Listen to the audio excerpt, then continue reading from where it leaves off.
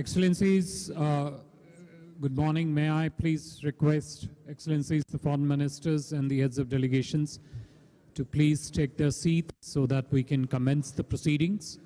Thank you very much. Please, Excellencies. Thank you.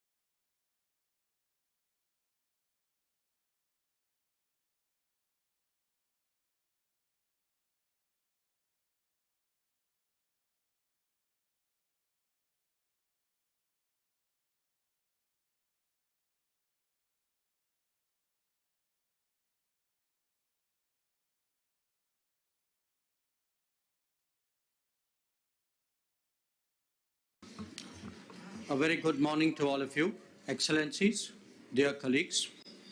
It is indeed a great pleasure to welcome you all to the G20 Foreign Ministers meeting in New Delhi. Thank you for being here. Before I commence proceedings, let us observe a minute of silence in memory of the many who lost their lives in the devastating earthquake that hit Turkey and Syria. Our deepest condolences to the bereaved families. Excellencies, may we all please rise.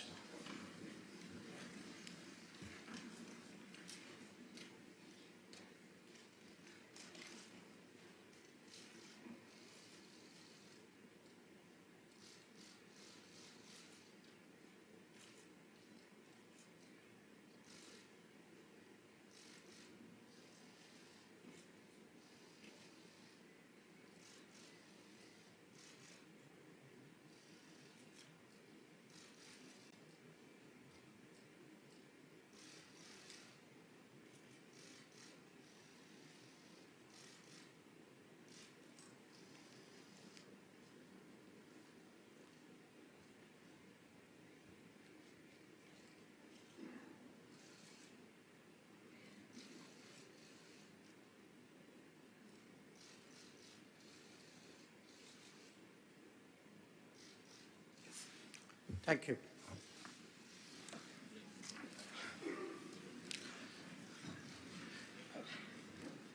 We will begin this meeting with a special message from Prime Minister Narendra Modi. India's G20 presidency's preparations and approach are driven very much by his vision.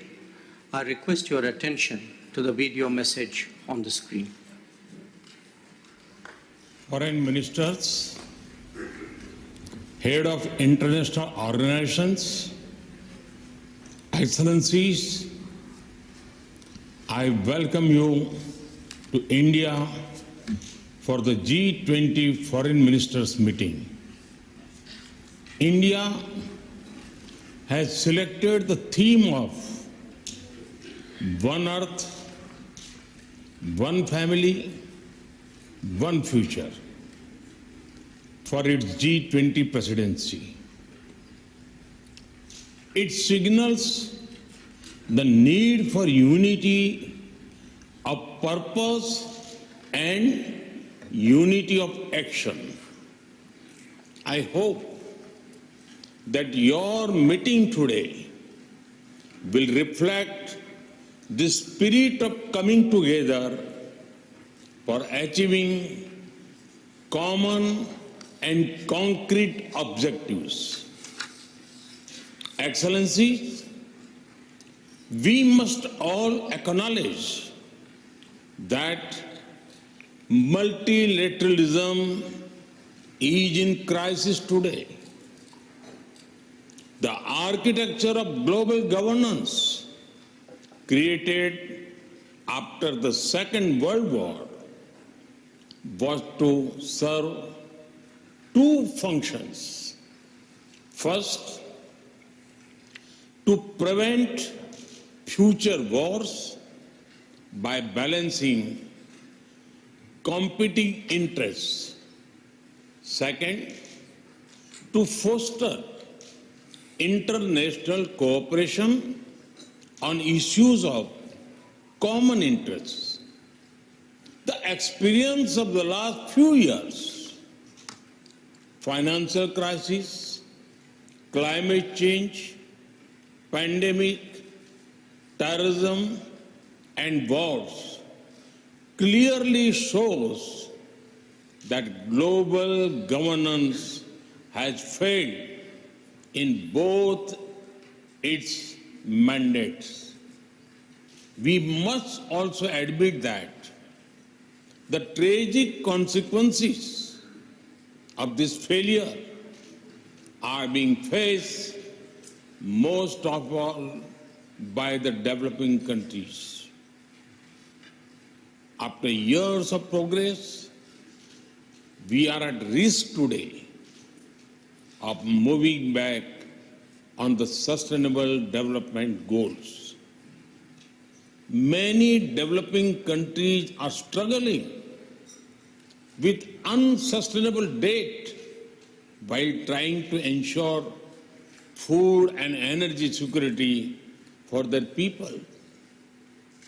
They are also the ones most affected by global warming caused by richer countries. This is why India's G20 presidency has tried to give a voice to the global south. No group can claim global leadership without listening to those most affected by its decisions. Excellencies, you are meeting at a time of deep global divisions. As Foreign Minister, it is but natural that your discussions are affected by the geopolitical tensions of the day. We all have our positions and our perspectives on how this tension should be resolved. However, at the leading economies of the world, we also have a responsibility toward those who are not in this room.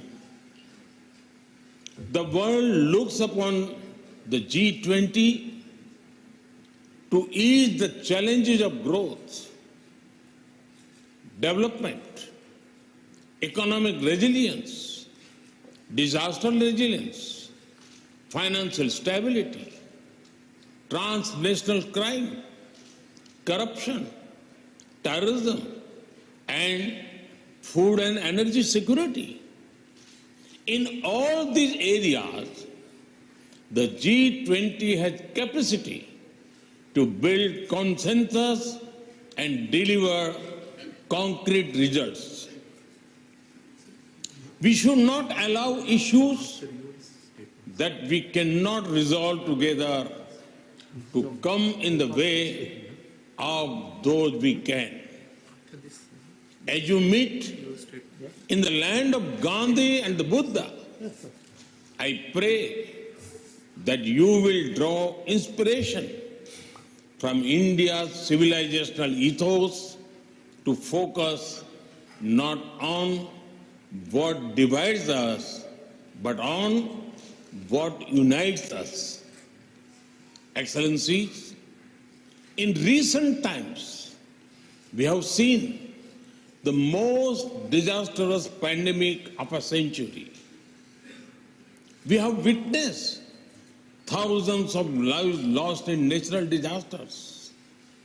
We have seen global supply chains break down during times of stress.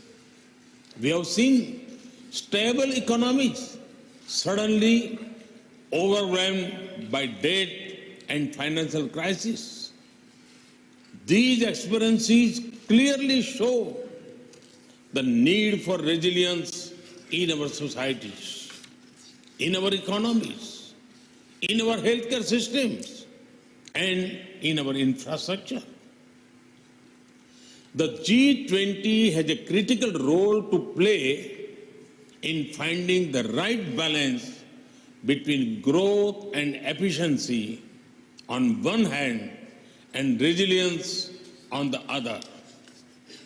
We can reach this balance more easily by working together. That is why your meeting is important. I have full trust in your collective wisdom and ability.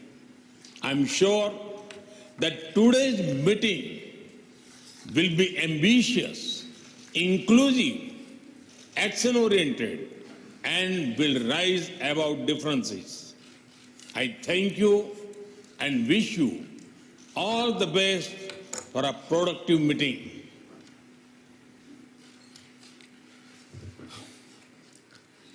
I thank the Prime Minister for his valuable guidance. I now begin the first session of the G20 Foreign Ministers meeting. As I do so, Excellencies, let us remind ourselves that this grouping bears an exceptional responsibility. We first came together in the midst of a global crisis and are today, once again, actually confronting multiple ones. These include the impact of the COVID pandemic, concerns of fragile supply chains, the knock-on effects of ongoing conflicts, anxiety of debt crisis, and the disruption of climate events. In considering these issues, we may not always be of one mind. In fact, there are some matters of sharp differences of opinions and views.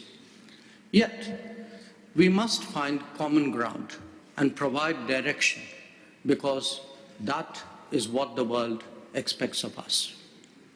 Colleagues, as we look ahead, there are both pressing and more systemic challenges that we all confront. The future of multilateralism depends very much on our ability to strengthen it in a changing world.